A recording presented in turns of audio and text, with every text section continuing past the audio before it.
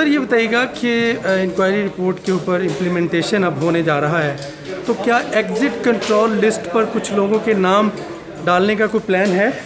دیکھیے کیسز جو ہیں وہ نیب اور ایف آئی اے کو دے دیے گئے ہیں. اگر سبسڈی کے مد میں نیب کسی کی بھی ریکویسٹ کرے گی ای سی ایل پہ نام ڈالنے کے لیے تو وفاقی حکومت جو اس کا پروسیس ہے اس کو فالو کرے گی, تو بالکل نام ڈالے گی. ہاں نیب یا ایف آئی اے کی طرف سے جو بھی ریکویسٹ آتی ہیں اس میں 90% تو امپلیمنٹ ہوتی ہیں فوراً.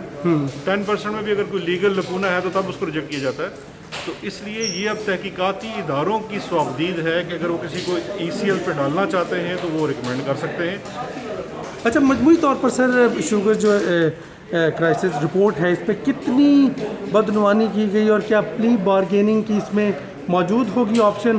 دیکھیے نیب کے قانون میں پلی بارگین ہے. اگر وہاں پہ پلی بارگین کرنا چاہیں جیسے کہ شاہد خاقان عباسی صاحب کرنا چاہیں تو پلی بارگین کر سکتے ہیں, لیکن ایف آئی اے کے قوانین کے اندر پلی بارگین کی کوئی گنجائش نہیں ہے. اور جن چیزوں کی انہوں نے انویسٹیگیشن کرنی ہے ان میں پلی بارگین تو نہیں ہو سکتی. اچھا شہزاد اکبر صاحب, اس میں اس دوران جب رپورٹ تیار ہوئی کسی قسم کا کوئی پریشر آپ نے دیکھا پرائم منسٹر کے اوپر, کیونکہ کئی حکومتی نام بھی اس میں آئے اور بڑے بڑے نام ہیں, سیاسی نام ہیں, اتحادی بھی ہیں, کوئی پریشر دیکھنے میں آیا پرائم منسٹر کا تو کمپرومائز کر رہے ہیں؟ پریشر تو مافیاز کی طرف سے ہمیشہ ہوتے ہیں اور اس میں کوئی فرق نہیں ہے, لیکن یہ ہوتا ہے کہ پریشر کس شخص پر ڈالا جا رہا ہے. تو عمران خان سے پریشر لینے والے آج جو میٹنگ ہوئی ہے یقیناً بڑی میٹنگ ہوئی ہے, اس میں فیصلے ہوئے ہیں یا کہ صرف آپ سے اس کے اوپر تفصیلی میٹنگ کیبنٹ کا اسپیشل اجلاس ہوا تھا جس کے اندر یہ رپورٹ اور اس کی ریکمنڈیشن پیش کی گئی تھی. اس اسپیشل میٹنگ کے اندر یہ